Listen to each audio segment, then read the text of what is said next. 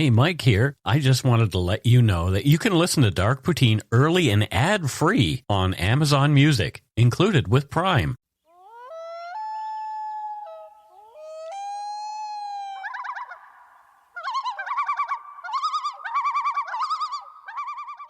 Oh my God, we're back after a little bit of a break. We are. Welcome back to Dark Poutine. I'm Mike Brown, your creator and host, and with me again, Matthew. Hello, everybody. How are you this week, sir? I am good. Settling back in. Settling back in. Yeah. Were you unsettled prior, or? Well, it's just a busy few weekends, and I was traveling last weekend. Oh, you were traveling? Yeah. Right, you were in Edmonton. Yeah, how was that? It was fun. Spent some time with the family. There you go. Saw rugby. Had a techno dance-off with my 9 and 5-year-old cousins. That sounds like fun. It was a lot of fun. Well, let's do this thing. The views, information, and opinions expressed during the Dark Poutine podcast are solely those of the producer and do not necessarily represent those of Curious Cast, its affiliate, Global News, nor their parent company, Chorus Entertainment. Dark Poutine is not for the faint of heart or squeamish. Our content is often intense and some listeners may find it disturbing. We are not experts on the topics we present, nor are we journalists. We are ordinary Canadian schmucks chatting about crime and the dark side of history. Let's get to it. Put on your toque, grab yourself a double-double and a Nanaimo bar. It's time to scarf down some Dark Poutine. Batteries not included. Well, no, you don't need batteries for poutine.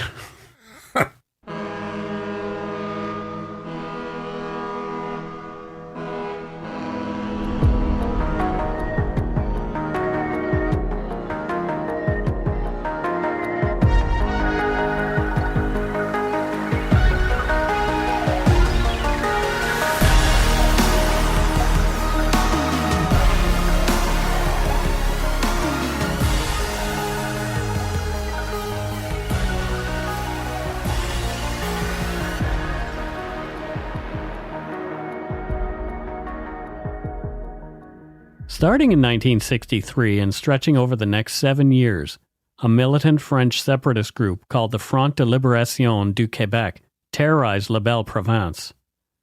Their aim was to overthrow the Quebec government and leave Canada, creating an independent Marxist Leninist Quebec state. By 1970, the group had committed more than 200 violent criminal and terroristic acts, including bombings and high-profile kidnappings.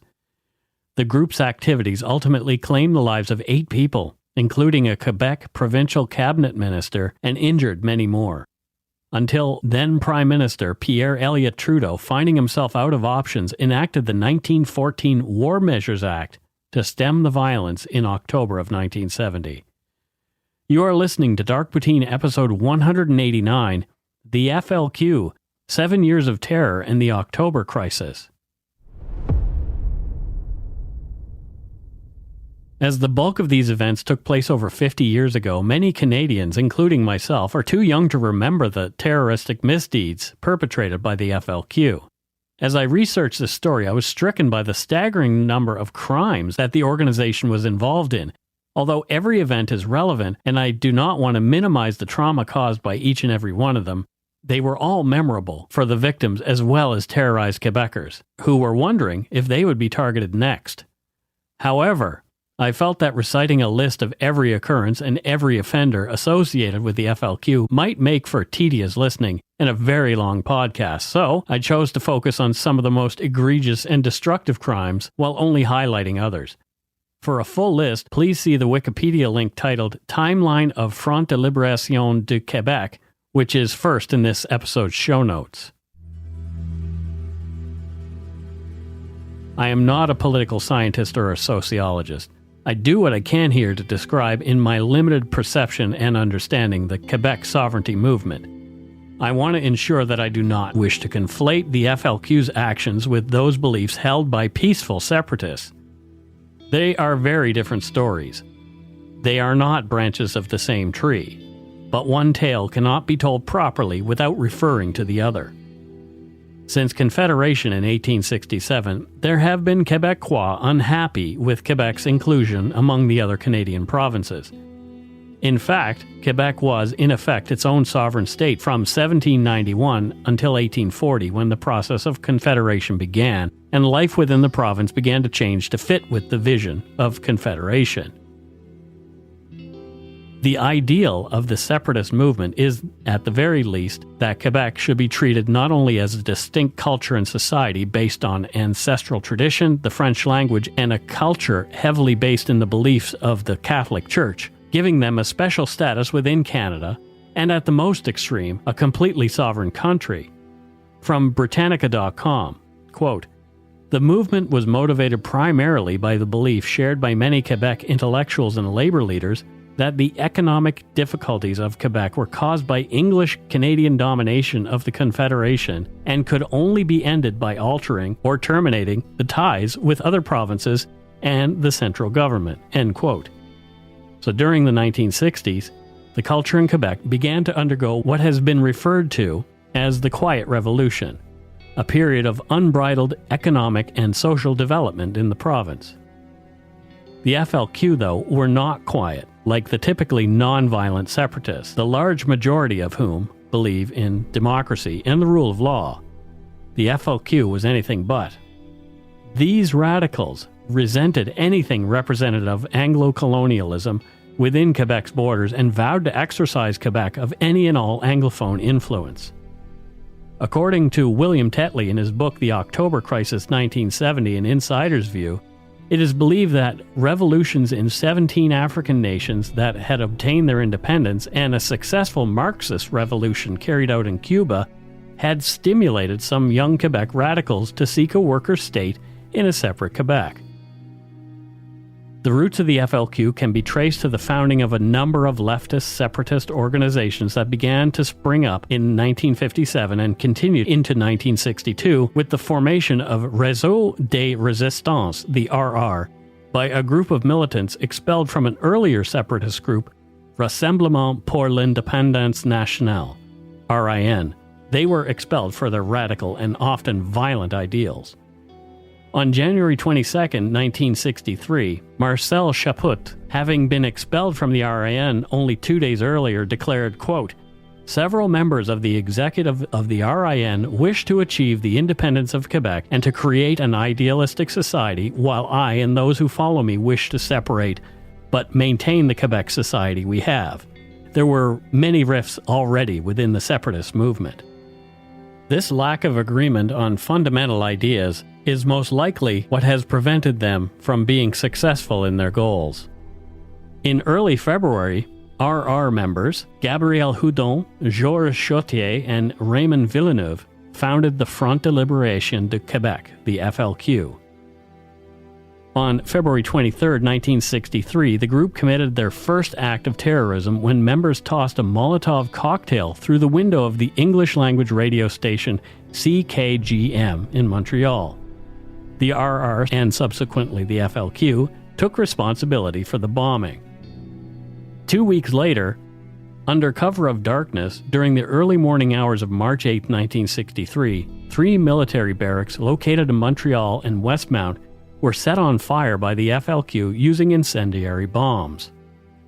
On the same day, the FLQ released a communiqué entitled Notice to the Population of the State of Quebec. According to sources for William Tetley's book, October Crisis, the communiqué described the FLQ as a revolutionary movement made up of volunteers ready to die for the cause of political and economic independence of Quebec. Attacked would be all colonial symbols and institutions, factories which discriminate against French-speaking workers, all vested interests of American colonialism, the natural ally of Canadian English colonialism. Quebec can only become independent by social revolution. Students, workers, farmers, form your secret groups to fight Anglo-American colonialism. Independence or death. Attacking a symbol of British colonial rule at the end of March 1963, the FLQ unbolted and broke a statue of British General James Wolfe. Wolfe had defeated French troops under the Marquis de Montcalm, leading to the surrender of Quebec to the British during the Battle of the Plains of Abraham on September 13, 1759, during the 7 Years' War. On April 1st, 1963, 3 FLQ bombs exploded around Quebec. One explosion happened at a federal tax building. The second blast occurred at the central station located in Montreal, and a third blew up along a railway belonging to the CN Railroad. The bomb that had been set to explode along the CN Railway was discovered before the passing of the train transporting then Prime Minister of Canada, John Diefenbaker. He exclaimed, "Is this Ireland?" upon learning of the attempt on his life. 5 days later, authorities discovered a bomb consisting of 24 sticks of dynamite that had been set to blow up the Radio-Canada transmission tower on Mount Royal. Thankfully, the bomb was poorly constructed and did not detonate. On April 16, 1963, the first manifesto of the FLQ was distributed. It called for the separation of Quebec, citing shrinking population of Francophone Canadians claiming British colonialism as the reason why, and stopped just short of calling it a cultural genocide. The manifesto ends with the exhortation, "Patriots of Quebec to arms. The honor of national revolution has come, independence or death." The first death attributed to the FLQ occurred less than a week later. On April 21, 1963, the FLQ set off a bomb at the Canadian Forces Recruitment Centre at 772 Sherbrooke Street West in Montreal. A 65-year-old night watchman named William O'Neill was killed in the blast. Journalist André Laurendeau wrote in Le Devoir, quote, "The hidden ones have killed. It had to happen. One does not play with fire unpunished. This time they've done it. A man has been killed. Whether by error or deliberately, the FLQ have gone the whole way to crime. These are the fireworks of hate." End quote. According to William Tetley, the bomb that killed O'Neill was made by André Villeneuve, one of the 3 founders of the FLQ, who apparently said at the time, quote, "I am not at all concerned. If you ask me my opinion, I did not kill enough Anglos. I should have killed more." End quote. Montreal police and the RCMP began rounding people up, suspected of being involved in the crimes and connected to the FLQ. But even though some were being held, the violence continued on. The governments of the city of Montreal and the province of Quebec set up rewards for the capture of FLQ members at $60,000 and $50,000 respectively, quite a sum at the time. From Darcy Genish's book, The Making of the October Crisis, quote, "Blue-collar Montrealers were equally appalled to judge from a rough sampling of opinion that appeared in the weekly newspaper Le Petit Journal. The paper sent a reporter into the street to pose a question. What do you think of the acts of sabotage of the FLQ? The paper published the answers on Sunday, April 21st. They're a bunch of sick individuals, said truck driver Conrad Barrette. They've got no brains and no plan, said taxi driver Conrad Boulanger. If I were police, and I caught them, I'd hang them by the feet from a lamppost without trial. Boiler repairman Yvonne Houle said, "I'm 53 years old and I've never seen anything like it in Canada. It makes me think of the Ku Klux Klan." End quote. For the rest of 1963, the FLQ targeted military, government, and RCMP buildings, monuments to British colonialism, including that of Queen Victoria, infrastructure like reservoirs, train tracks, bridges, and radio towers. However, the group was not above targeting ordinary Quebecers. They knew the power of fear. On May 17, 1963, the FLQ placed 10 bombs in as many residential mailboxes in the town of Westmount. Each bomb consisted of 4 dynamite sticks. 5 of those 10 bombs exploded near 3 a.m. in the morning. According to La Presse, quote, Sergeant Walter Leha, 42, defused a first bomb placed near a school, then a second one on a busy street. At the third mailbox, the bomb exploded in his hands. Leha, seriously mangled and very severely disabled, spent his few remaining years living in seclusion at the Veterans Hospital, where he died in 1972. End quote. Over the years of their reign of terror, the FLQ funded their activities through theft and robbery. To make their bombs, they stole thousands of dynamite sticks from construction companies around Quebec, and for cash, they robbed banks and armored cars. They even hit the Canadian military. On January 30th, 1964, between 7:30 and 9, the FLQ performed a large robbery of armaments from the barracks of the Fusiliers Mont-Royal Regiment located in Montreal. The arms stolen were worth about $20,000. 59 Belgian semi-automatic rifles FN 7.62 by 51 mm NATO, 4 Bren rifles, 34 Sten submachine guns, 4 60mm mortars, 3 bazooka rocket launchers, some grenades, 5 Browning automatic revolvers, 13,000 bullets, 22 caliber, 2,000 7.62 caliber bullets, and 2,300 303 caliber bullets, as well as 15 radio transceivers with 2 portable phones, headlamps, electrical wires, 1 Gestetner stencil duplicator with sheets, etc. They later used the duplicator to help distribute their newsletter Le Cogné, or The Hatchet. People began referring to the group as FLQistists. The military was determined to harden its installations around Montreal and posted extra armed guards outside all their properties in the city. The FLQ simply adjusted their aim towards softer targets outside the city to acquire more armaments. On February 20th, 1964, between 7:46 and 11:15, the FLQ performed an arms and equipment robbery from the barracks of the 62nd Artillery Regiment in Shawinigan. The stolen material was estimated at $25,000. 33 semi-automatic rifles, FN 7.62, pistols, a good quantity of bullets, 12 transceivers, 1 stencil duplicator again, combat uniforms, and UN blue helmets. Now they were really well armed. In May 1964, 8 members of the FLQ were charged with a total of more than 50 offenses, but the bombings, robberies, and attacks continued.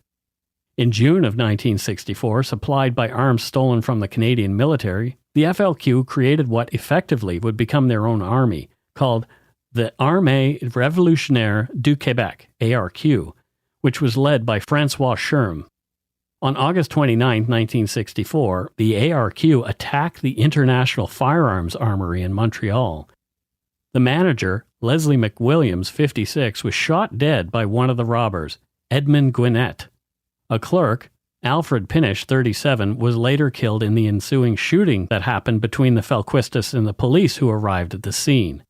Le Cogné, the FLQ newsletter, weighed in on McWilliams' death. Quote, Leslie McWilliams was the victim of his own stupidity.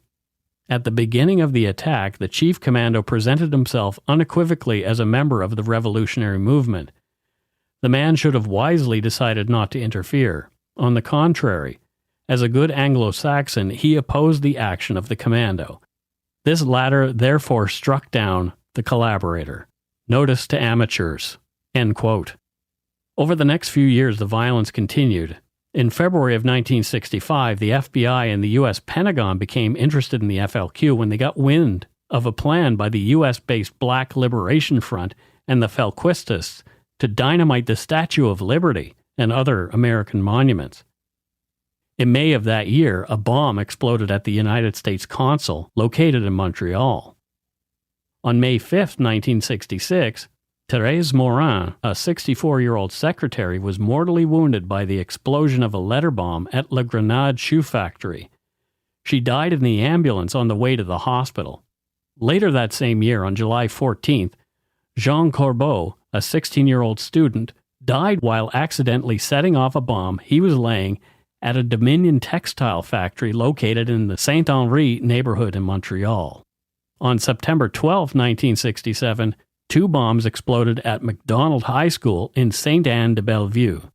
A month later, a bomb exploded at a 7-Up factory during a workers' strike. Because that's what real men do, is bomb high school. Yeah, right? I don't understand. Why bomb a high school? Right? You bomb a high school because it's got an Anglophone name. This shows the ridiculousness of this. Kids go there, right? Children. Yeah, horrible. But I guess that's the idea of the terrorist, is to create terror. Right.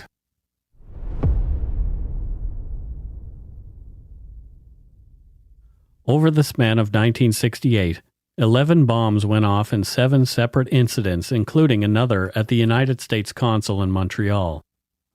Fleeing prosecution, later in 1968, some prominent members of the FLQ who'd been identified by the RCMP fled to Cuba, a communist nation friendly with them and supportive of their cause.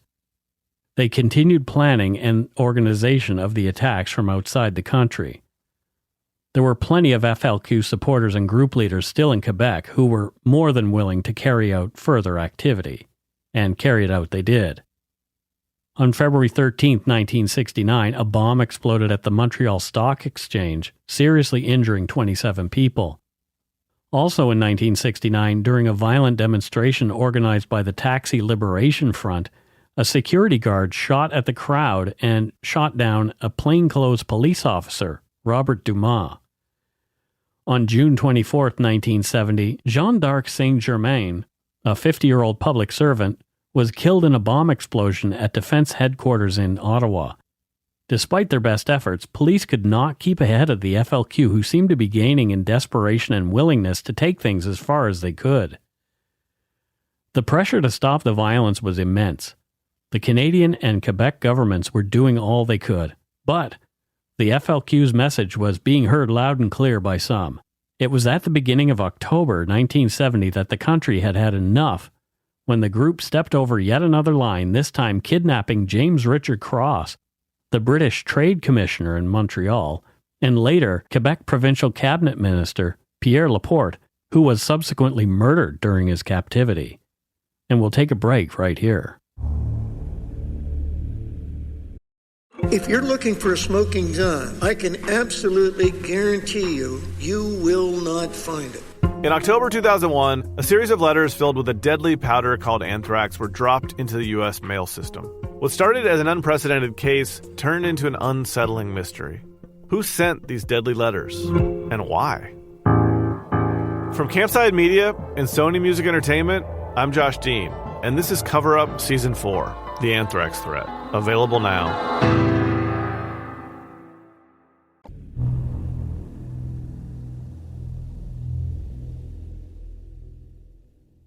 And we're back.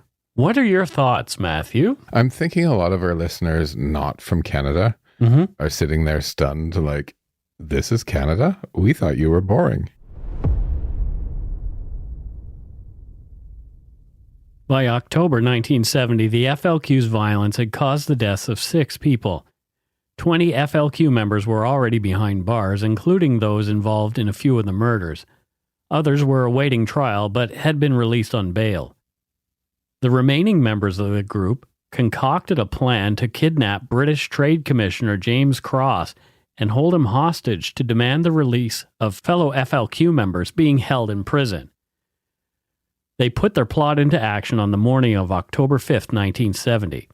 It is believed that 2 female members of the FLQ were stationed outside Cross's home at 1297 Redpath Crescent in Montreal to ensure the Trade Commissioner was at home and had not gone out for his early morning walk. The 4 kidnappers, Jacques Cossette-Trudel, Marc Carbonneau, Jacques Lanctot, and Pierre Seguin, arrived by cab at 8:20 a.m. When the kidnappers knocked on the door, Cross thought it might be someone from the hydro company who'd come to read the meter. His maid went to answer it. Cross was between his bedroom and the bathroom, getting ready for his day. The following account of what happened next comes from James Cross himself in his memoirs written in the years after the kidnapping. Quote, I then heard raised voices but did not pay much attention as our maid was inclined to speak loudly sometimes to her small child. The next thing I knew, I was walking back towards the bathroom, dressed only in a shirt and underpants. A man came through from the opposite side holding a gun and said, "Get down on the floor or you'll be fucking dead." I backed into the bathroom, lay on the floor, and he made me turn over onto my face and put handcuffs on me. Our Dalmatian dog was sitting on the bed beside my wife and started to growl, and he told her that if she let the dog move, he would shoot it. He then called out to another man who came up the stairs into the bedroom carrying a submachine gun and shepherding the maid and her daughter in front of them. The first man then took me into the dressing room beyond the bathroom, put my trousers and shoes on, and slipped a jacket over my shoulders. He then led me back through the bedroom. My wife said, "You must let me say goodbye to my husband," and came over and kissed me goodbye.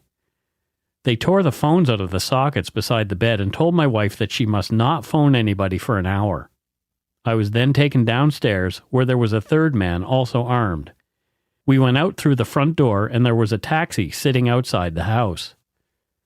The only other person I could see was a gardener collecting leaves on the far side of the road. I was pushed into the taxi and shoved down between the front and back seats and a rug thrown over my head. Then we drove for about 5 to 10 minutes and stopped in what was clearly some sort of garage or workshop. I was taken out, made to stand against the wall with my eyes closed, and a gas mask with the eyepieces painted black was placed over my head. I was then taken back and pushed into another car in the same position between the seats, and we drove for possibly 15 to 20 minutes. We finally drew up in what was clearly the garage of a house. I was taken out, led upstairs, the handcuffs were transferred from behind my back to the front, and I was put lying down on the mattress in a room. My gas mask was removed and a hood placed on my head. I asked them what their intentions were, and they said I would have to wait and see. Later that morning, they read me their manifesto, which included the demands for the release of political prisoners, etc.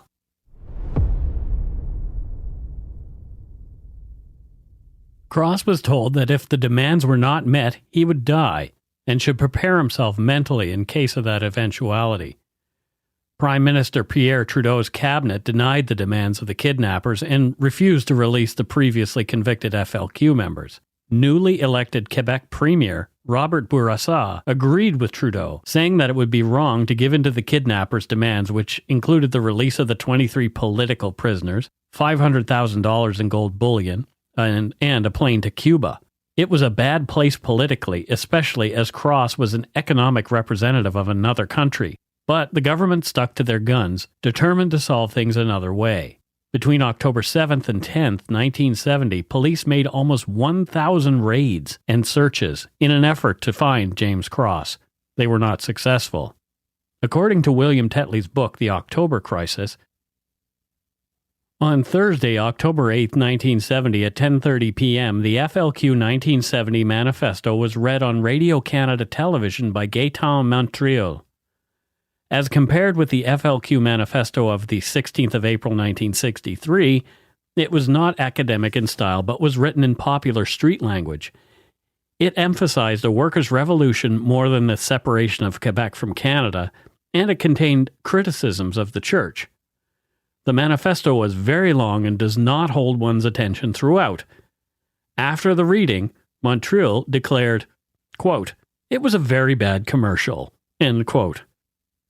The FLQ provided proof that James Cross was still alive and extended its deadline for its demands to be met to the 10th of October at 6 p.m. Otherwise, the cell said it would execute James Cross.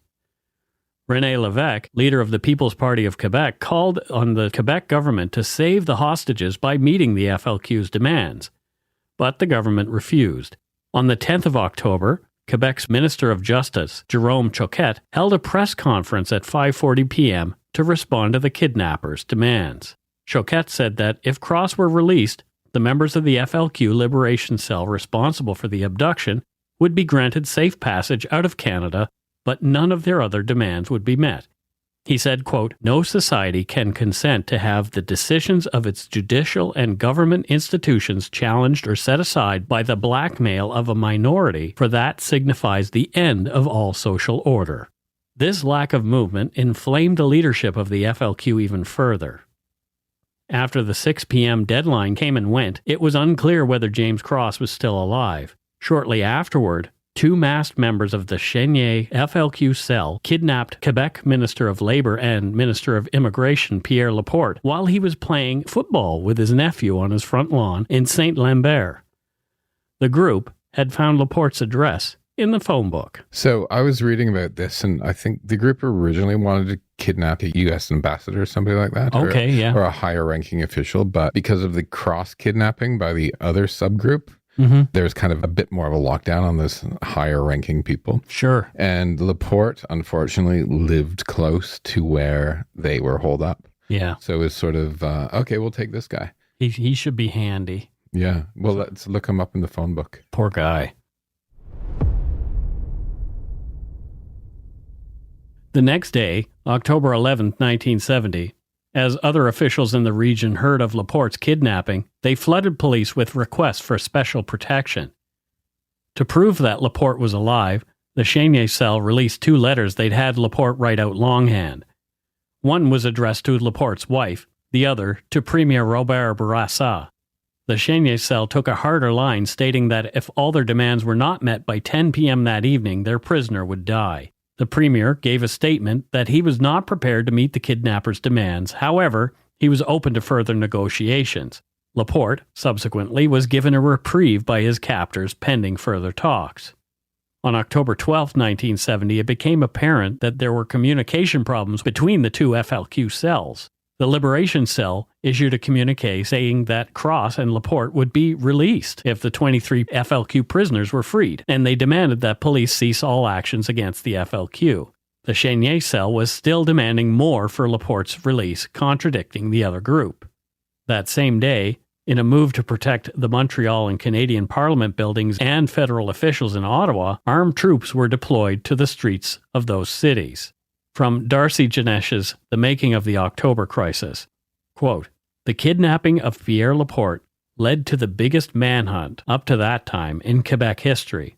Over 3,500 officers from the Montreal and provincial police forces searched private residences, conducted roadside spot checks, and sorted through hundreds of tips provided by the public. Plainclothes officers watched the downtown metro stations closest to the radio station CKLM and CKAC, as well as the Longueuil station on the South Shore.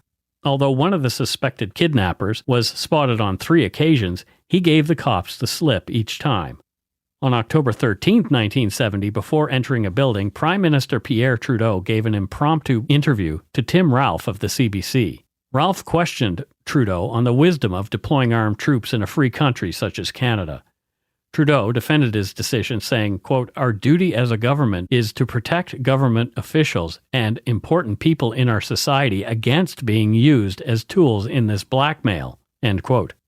Ralph countered, "I still go back to the choice that you have to make in the kind of society that you live in." Trudeau responded, "Yes, well, there is a lot of bleeding hearts around who just don't like to see people with helmets and guns. All I can say is go on and bleed, but it is more important to keep law and order in this society than to be worried about weak-kneed people who don't like the looks of a soldier's helmet." Ralph came back at the PM again, saying, "At any cost? How far would you go with that? How far would you extend that?" Trudeau responded with his iconic words that he'd forever be remembered for, "Well, just watch me." On October 15, 1970, an FLQ support rally of 3,000 students was held at Paul Sauvé Arena at the Université de Montréal. The same day, Labour leader Michel Chartrand announced that popular support for the FLQ is rising and stated, quote, "We are going to win because there are more boys ready to shoot members of Parliament than there are policemen," end quote. On October 16, 1970, in another bold move, PM Trudeau showed exactly what he meant by "just watch me" when, at the request of Quebec Premier Robert Bourassa, the federal government enacted the War Measures Act, allowing the suspension of habeas corpus, giving wide-reaching powers of arrest to police. The city of Montreal had already made such a request the day before. These measures came into effect at 4 a.m. Prime Minister Trudeau made a broadcast announcing the imposition of the War Measures Act. This is the only time the War Measures Act has been put in place during peacetime in Canada. The vast majority, 89% of English-speaking Canadians and 86% of French-speaking Canadians supported the introduction of the War Measures Act at the time. The FLQ did not have the support they believed they had. On October 17th, the Chenier cell announced that Pierre Laporte had been executed. He had been strangled and then stuffed in the trunk of a car and abandoned in the bush near Saint-Hubert Airport, a few miles from Montreal. A communiqué to police advising that Laporte had been executed referred to him derisively as the Minister of Unemployment and Assimilation, end quote. Yeah, what I read was Pierre Laporte was a fighter, and he was actually strangled. I can remember being told this years ago, and I don't know why this stuck in my head. He was strangled with his own gold chain, which I think he was Catholic. He probably had a cross on it or something. Sure. Strangled with his own gold chain. Yeah, and it wasn't until years later that they said that his death was accidental. But it's still murder if you kill somebody in the commission of a crime during a kidnapping. I call bullshit it was accidental. Right? I don't understand why they would even bother with that. Because they're trying to lower their already low sentences.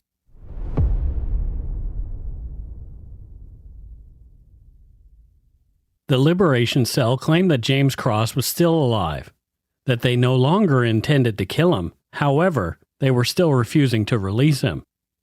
They now had 6 demands that they wanted met. Those demands were: 1. The publication of the FLQ manifesto. 2. The release of 23, quote, political prisoners. 3. An airplane to take them either to Cuba or Algeria, both countries that they felt a strong connection to because of their struggle against colonialism and imperialism. The rehiring of the Gare de la Palme, 450 truck drivers laid off from the private company La Palme, from whom the federal government withdrew an important postal transport contract. 5. A voluntary tax of $500,000 to be loaded aboard the plane prior to departure. And 6. The name of the informer who had sold out the FLQ activists earlier in the year. On November 6, police raided the hideout of the FLQ's Chenier cell. Although 3 members escaped the raid, Bernard Lortie is arrested and charged with the kidnapping and murder of Pierre Laporte. On December 3, 1970, after 59 days in captivity, James Cross was released by the FLQ Liberation Cell after negotiations between lawyers Bernard Merglier and Robert Demers. Simultaneously, the 5 known kidnappers, Marc Carbonneau, Yves Langlois, Jacques Langteau, Jacques Cossette Trudel, and his wife, Louise Langteau, were granted safe passage to Cuba by the Government of Canada after approval by Fidel Castro himself. They were flown to Cuba by a Canadian Forces aircraft. Cross returned to London, where he was welcomed by his grateful family. As things had calmed considerably, on December 23, 1970, Trudeau began the withdrawal of Canadian troops from Quebec, with a return to normal date of January 5, 1971. And the emergency powers lapsed on April 30th of that year. The end of the October crisis marked the end of violent revolutionary protest in the province. On December 28, 1970, Paul Rose, Jacques Rose, and Francis Simard, the 3 fugitive members of the Chenier cell, were taken into custody by police and later charged with the kidnapping and murder of Pierre Laporte. By 1982, all the convicted participants had been paroled, and all of those sent to Cuba had returned to Canada, some completing short sentences in Canada for their roles in Cross's kidnapping and the violence perpetrated by the FLQ. Since the FLQ's 7 years of terror, there has not been any shortage of drama around separation. We have a new Constitution Act, called the Charter of Rights and Freedoms. As well, we have seen 2 referenda, one in 1980 and one in 1995, both of which had Quebec's separation from Canada on the table. Both failed. However, the one in 1995 was a squeaker, with only 50.58% of the Quebec population wanting to stay within Canada. In October 2020, 50 years following the October crisis, Yves François Blanchet, the party and parliamentary leader of the sovereigntist Bloc Québécois, introduced a motion in the House of Commons demanding an official apology from the federal government, now led by Prime Minister Justin Trudeau, son of Pierre Trudeau, for invoking the War Measures Act in 1970. The apology was not made. Multiple commissions have been held to determine what happened, what could have been done better, and what we could do to prevent such violence again. Currently, Canada has more than 70 groups on its terrorism watch list, including the homegrown Proud Boys, a far-right neo-fascist and exclusively male organization that promotes and engages in political violence in the United States and Canada. And that's it for Dark Poutine episode 189, the FLQ, 7 Years of Terror and the October Crisis. What are your thoughts on this, Matthew? You know, I didn't know a lot of these details, right? Mm-hmm. It's we heard about it a little bit in school, but we are never taught. And maybe it was because it was too soon after, I don't know, right? But we were never taught sort of the details. A lot of the textbooks I had in school were from the 70s and even the 60s. So, yeah. I mean, yeah, the textbooks wouldn't have been written at that point. It wasn't in the curriculum yet. Yeah, which is interesting. Like, it's an important world event that you think that we should have been talking about a little bit more, but we weren't. And, you know, where I come from, the FLQ, like, I didn't know they were a Marxist Leninist group. Yeah. Where I come from, it was, quote, the French. Right. Right. And I think you point out, right, it's separatists are not terrorists. No, right? they are not. At all. And, you know, and I'll talk you know me, I'm not a centrist at all. I actually think that provinces should have greater powers for themselves. I'd actually go down to the county level like they do in Switzerland with the cantons. But, you know, in the 70s, it was, quote, the French, Right. which is horrible, right? And, you know, and you have to, you know, and this shit went on in different ways, like even after the last referendum in 1995. Yeah, that was a squeaker. And Parti Québécois leader Jacques Parizeau stated, "We were beaten, it's true, but by what basically? By money and the ethnic vote." Right. So this is an interesting point, because this is what I find. A lot of this seems to be a protection of a culture Yeah. leaning toward racism. Well, I mean, if your leader says we're beat by the ethnic vote, to me, that's a little bit of a peek behind the curtain of what's in some people's heads. Probably not the majority of Quebecers, Right. but, you know, the politicians. Mm-hmm. And, you know, and that's just a disgusting statement. I think, you know, he probably regretted ever saying that, because after that, it was just people were like, fuck you. You know? Yeah. And we also see things like that in Quebec, where Muslim people are particularly targeted, Muslim women, for wearing a hijab, which is a part of their religious observance. Yeah. And they're not allowed to wear, or they are not supposed to wear a hijab if they are working in a public, like as in a public service position. Provincial public service. Yeah, position. which is like, to me, that doesn't quite sit right with me. It's sort of strange. Yeah. I think another thing that I find strange about all of this is the terrorists got off with like such light sentences. Yep. Like, proof in point, in 2001, a guy named Real Mathieu, who is a member of the FLQ, had been sentenced for 9 years for terrorist attacks and murder, was convicted of firebombing 3 coffee shops, Second Cup coffee shops in Quebec. This is in 2001, because they were going by the English brand name Second Cup, not Deuxième Tasse, or whatever it is in French. Yeah. And do you know how long? Do you know? So he firebombed. So terrorist, convicted, 9 years in jail. Years later, firebombed 3 coffee shops. Guess how long he got a sentence for, Mike? Don't know. 6 months. 6 months for firebombing 3 coffee shops. Yeah. Well, like, what the hell is that about? I don't really understand it. Yeah. Yeah.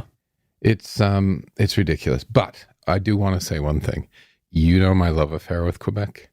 I am aware of your love. I mean, you go there, half of your business.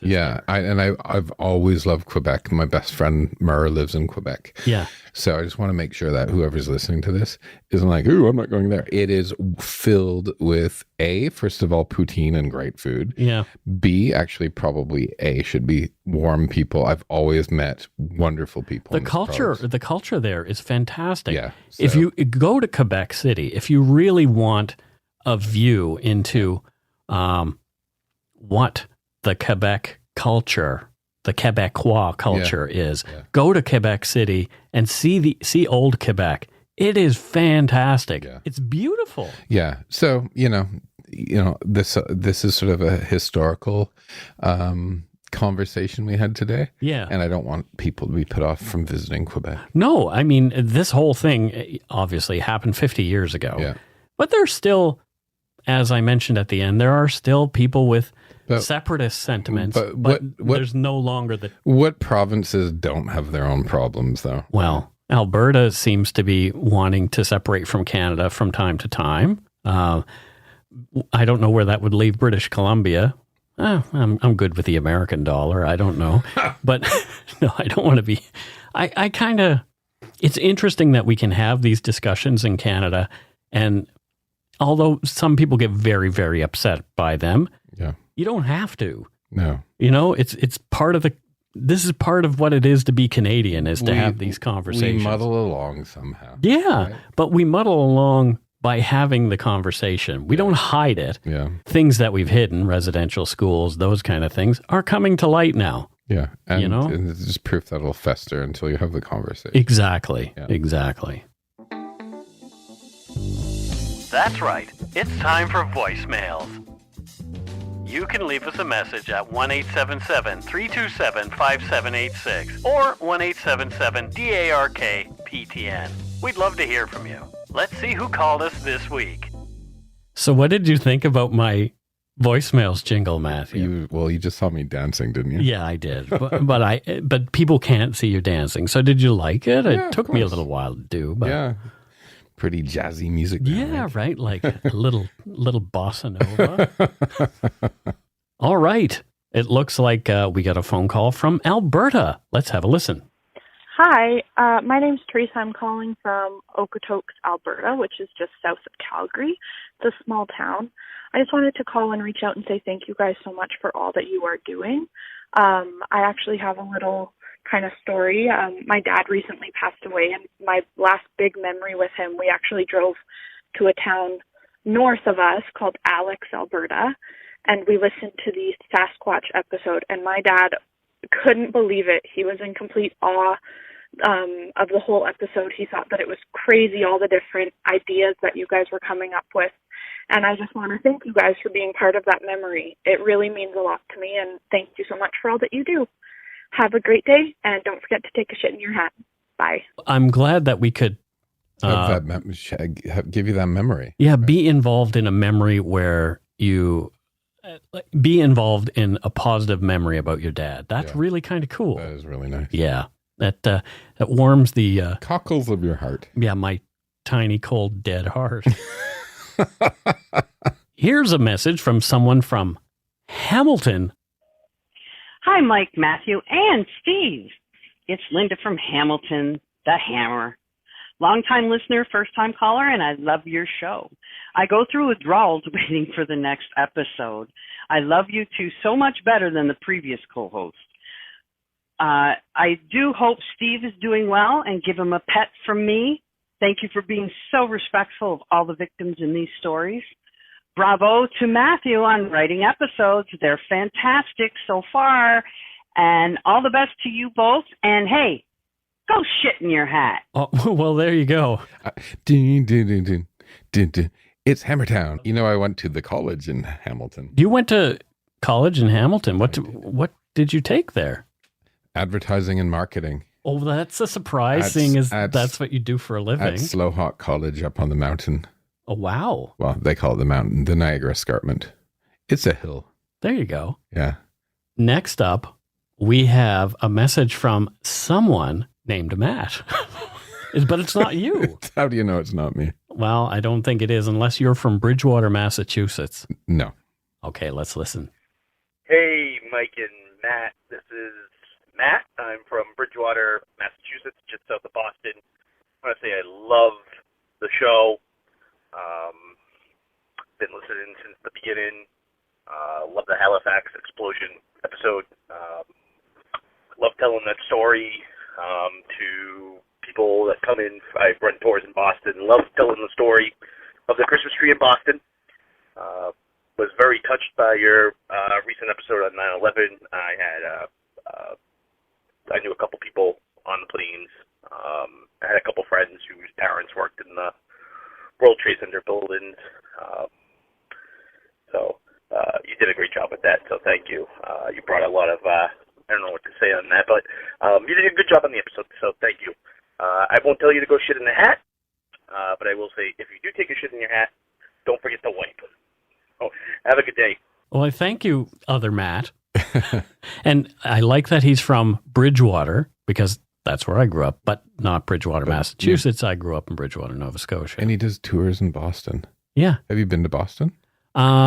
We had family in Boston for a time. It's a great little town. Yeah, I've never been. Some of the architecture is amazing. Yeah, my friend Glenn Murray played for the Bruins. Is that ice hockey? That is ice hockey. Okay. You pretending to not know what hockey is. Isn't that cute? Here's one that looks like it's actually directed toward Matthew. Oh no. This could be good or bad. So let's have a listen. Please be good. Please be good. Hey, it's Casper calling, and loved that one, Matthew. Absolutely loved that. You did Strathroy very proud. I could close my eyes and imagine everything you were describing in the town. except for things before the time I moved to town, but I still had a general idea of where you were describing things. Awesome podcast. Love you guys. You're the best. Number one podcast out there. And I'm about to cut the grass at my mother-in-law's on your old street, Matthew. Just down the road where you hung out with my wife as a child. And again, love the podcast. And go take a shit in your toque. Love it, guys. Love it. So, do you know this person, Matthew? No. Oh, that's interesting. Maybe because he didn't identify his wife, she might identify herself to you later. I think, well, somebody was writing to me recently. I can't remember his name, but anyway, I'll figure it out. Yeah, good old Dominion Street. Yeah, they're big lawns. If he's mowing his mother-in-law's lawn, that's a lot of work. Do you think he's on a ride-on? Probably not. No, probably That's not. a bit fancy for Strathroy. Ride-ons are fancy for Strathroy. Oh boy. I love a good Casper. ride-on mower. I've never had one myself, but I would probably get myself into trouble with that. So that's it for voicemails this week. Let's move on to Patreon. Patreon. And I'm sure that our patrons gave us some love this week because I looked prior to... Give us some lovin'. Give us some love. I'm such a bad singer. Oh, boy. So, first up, as far as patrons go, let's have a look. It is... First up is Amy Carraz. Hello, Amy Carraz. Amy Carraz. And I don't know where Amy's from. Where's Amy from, Matthew? She's from a small town in Quebec called Notre Dame de Portage. Oh, wow. Our Lady of Portaging. Interesting. Yeah. Yeah. So, for the listeners, can you explain what a portage is? Because some people might not know. Essentially, when your canoe will no longer go down the river and you need to pick it up and walk for a while, that's portaging. Exactly. Yeah. So you're moving your canoe and your equipment from one place to the other so you can continue your trip. Yeah. Yeah. Yep.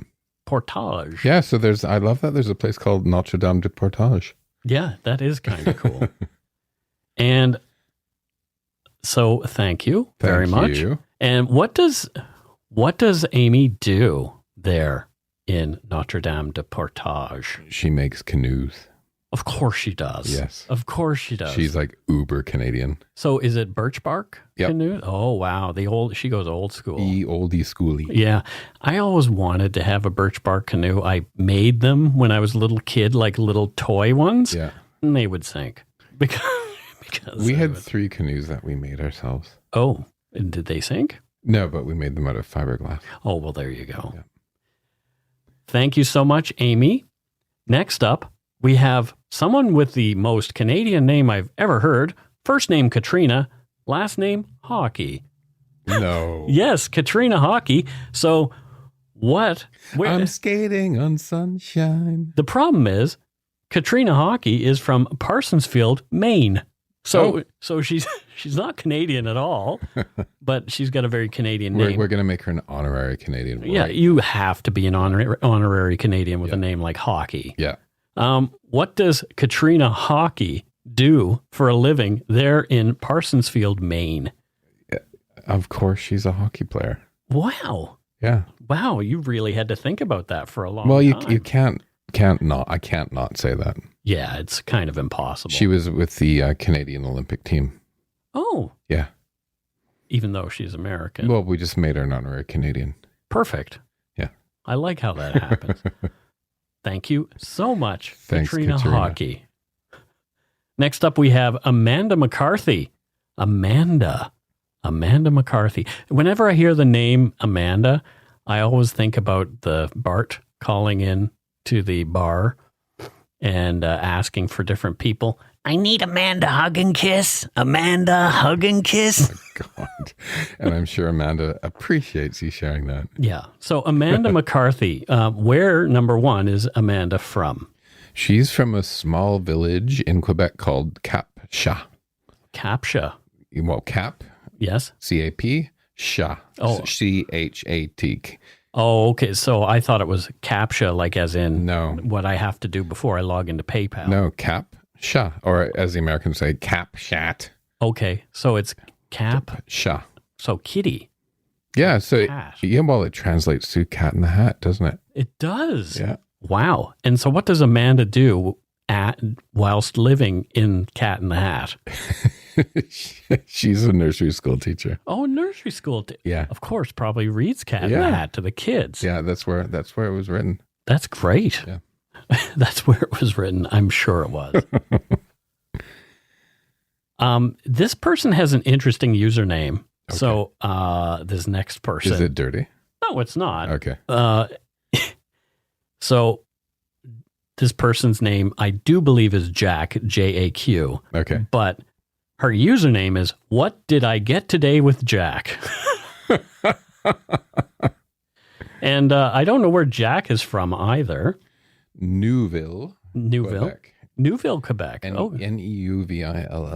Okay. And what does Jack do there in Neuville, Quebec? Hold on, ask me that question one more time. And what does Jack do there in Neuville, Quebec? She sells used cars. She sells used cars? In Neuville, yeah. Oh, wow. So shouldn't she be in Usedville? Ba-dum bump. Or Oldville. Oldville, yeah. Well, that could What's be the French word for old? Oh, my God. What? Is it no, that's a long time. Now it, oh God, make me sound smart. Come on, make me sound smart. Old. Viel. Or if viel is masculine, viel is feminine, and vieux is masculine. So Vielville would be Oldville. Okay, there you go. That's funny. Or ancient. Ancientville. Like as in ancient. Yeah. Or âgé or vétéran. Is this French or Quebec French? It's all French. Okay. It's Mike French. Global French. It's global French. It's Mike can't do a French accent French.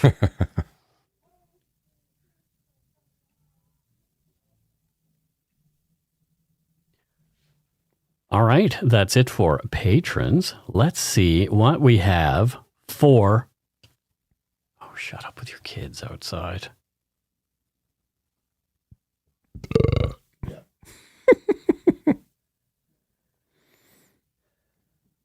Okay, it's on to Donut Money. And Donut Money. We are back in the... Whoa, we are going back a ways for Donut Money. Wow. There are a few Donut Money donors this week.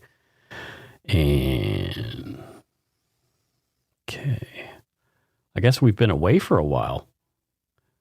First up, we have Teresa Temlet. And Teresa, we're not sure where you're from, so Matthew probably knows. Temletville. Yeah. Is that in Quebec as well? Yes. We've spent a lot of time in Quebec in this episode. I'm just doing the theme. So her ancestors actually settled Temletville. Oh, wow. Yeah. That's great. And what does she do there? She's the mayor. Oh, there you go. That's a good job. Yeah. Next up, we have Sarah Stop. And Sarah is from Denver, Colorado. The Mile High City. Her last name is Stop? S-T-A-P-P. Stop. Oh, okay. Yeah. Or Stop. Well, that's how Bostonite would say stop. Stop. Put on a sweater and come on over to Harvard Yard. Thank you. Yeah. And she says, thanks so much for an incredible podcast that's been fulfilling everything I love about true crime while being so honest, open, and centered on victims. Y'all are awesome. Ah, that's lovely. Thank you, Sarah. And what does Sarah do there in Denver, Colorado, Matthew? She's got to do something, I'm sure. She works at an advertising agency. Oh. Yep. There you go. What does she advertise? Wonder Bra. Oh. Wasn't that the one with like the crossover wire thing? I can't remember how it worked. Wonder Bra, they did one ad. Wonderful, wonderful Wonder Bra. They did one poster with a woman looking down. Yep. and all the headline of the poster was "Hello Boys," and it increased Wonder Bra sales like 50%. That was the only difference in their marketing. One ad, and she was responsible for that. Wow, that's great. Next up, we have Keely Cooper. Hello, Keely Cooper. Keely says, sending some burrito money to share with Matt from BC's Beard, Washington State. Keep up the good work. So Keely is from Washington State, and it looks like good old Seattle. Okay. One of my favorite cities. Love Seattle. Seattle is interesting. Watching that right now, Grey's Anatomy takes place in Seattle. Oh, God. I'm done with ER, so I had to move on to my next medical drama. Yeah, I keep on recommending good shows to you. I have to watch the brain dead things. I mean, I don't know. It's fun. It's fine. Well, thank you, Seattle. Thank you, Keely in Seattle. And what does Keely do there in Seattle? She actually is a barber. She's a barber. Yeah. Speaking of which, I need a haircut. You do. I noticed that one. Yeah, it's getting a little fluffy. Yeah. She's a barber. There's all kinds of cool little barber shops down. I can't remember the neighborhood. I was there, but all these cool barber shops. Yeah. I should probably head down there. Yeah. And get myself a haircut. Once the border opens. Shave and a haircut. Bum, bum. Come on, America. Open the darn border. Open the border. Next up, we have Carla Calucci. And Carla sent us a little message. Says, hello, Mike. Please accept this cashola in gratitude for your efforts in putting together a really great podcast. Many thanks from Ottawa, Canada's capital, Ottawa, which we mentioned in today's show. What does Carla Calucci do there in Ottawa? I think she is a backbencher. Oh, interesting. Yeah. So she's one of the parties. She's an MP. Yeah, MP. Junior MP. Which like, is there was such she thing just as recently? Is there such thing as a junior MP? Well, I guess like recently elected. Yeah, MP. she's a recently elected MP. Okay, and which party is she with? She's independent. Oh, I didn't think the Independents got any seats in this election. You didn't read? I cannot read a word. Oh, it's terrible. Anyway, that's one of those Canadian vignettes. You remember that one? No. Marzipan ointment. I cannot read a word. And anyway, it's just... I have no idea what you're talking about. Somebody knows. Okay. Next up, we have our friend from the UK is back with a triple-digit donation. Who's this? Sally Norris. Sally Norris, we love you. She says, to Mike and Matthew, it's been a while. The last 18 months have not been particularly kind to me, but my health is now stable, and I've had dark poutine to keep me company. Sending much gratitude from Southern England for all the hard work you do. Keep smiling, Sally N. Well, thanks, Sally. We missed you. Glad you're feeling better as well. I'm super glad you're feeling better, and a little worried now, to tell you the truth. Like, what? Hopefully it's not anything too serious that's been going on. Well, if she's in south of England, she'll have lots of fresh sea air to keep there. You go. Keep her healthy. I want to go to the UK so badly. It's lovely down there. We could have gone for CrimeCon, but it didn't look like it would have been a healthy thing for us. And I got my UK passport. I see that. Yeah. So you can. Yeah, I was a citizen for 16 years and just didn't get my shit together to get the passport. Finally did. So which means I can get in a lot more easily now that COVID has made getting into countries difficult. Right. Yeah. Yeah, I mean, there's still a lot of countries that aren't open. You know, they're still closed entirely to foreign. And Justin and I both have mixed injections for, and the U.S. isn't allowing people in with mixed injections, which is bonkers. So we were going to go to Hawaii if we didn't go to the U.K. to see my mother-in-law this Christmas. If you got a third injection of one of the, well, that's what I'm going to call my doctor and say, give me a booster of like the one that I had last time. You know what I mean? Right. So if you had Moderna or Pfizer, you need to have one of those again because you had AstraZeneca first. Yeah. Bonkers. It's silly. I know. It kind of pisses me off because had I known, I would have said, give me the Canadian government is like, yeah, I can do both. I'm like, okay. Yeah. And I should have, anyway, it's kind of a pain. So I think the government's going to have to be like, okay, everyone, you can get another one so you can travel. Too bad you're not like an immunocompromised person because then you can get a booster right away. Well, just fake it. Yeah, fake it till you make it. Yeah. Just go in there and go, I'm immunocompromised. I don't feel good. I shouldn't be funding that. No. And that's it. Thank you, everybody. Yeah. Thank you to all our patrons and donut money donors, past and present, for your generosity. It helps to keep the show going. You can become a patron of Dark Poutine at patreon.com/darkpoutine. For a one-time donation, you can send us donut money via PayPal using our email address, darkpoutinepodcast@gmail.com. If you don't already subscribe to the show, it would mean a lot if you did. You can easily find Dark Poutine on Apple Podcasts, Spotify, or wherever you listen to your favorite podcasts. My book, Murder, Madness, and Mayhem, is available for pre-order via a link on the Dark Poutine website less than a month until its release on November 2nd. And speaking of our website, please check out darkpoutine.com for show notes and other cool stuff. Please take the time to give Dark Poutine a like or a follow on Facebook and Instagram. Most importantly, thank you for listening and tell your friends about us. Word of mouth is a powerful thing. Until we return, don't forget to be a good egg and not a bad apple. Goodbye. Goodbye.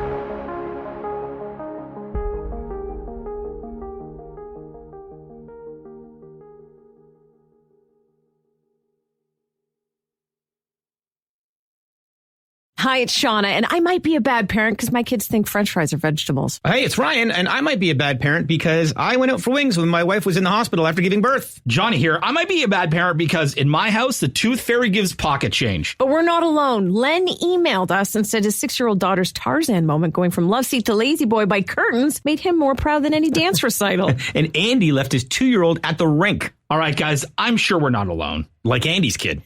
For stories and confessions like this, make sure you check out our podcast. It's called Bad Parents, and it's available wherever you get your podcasts. I left a glove at the rink.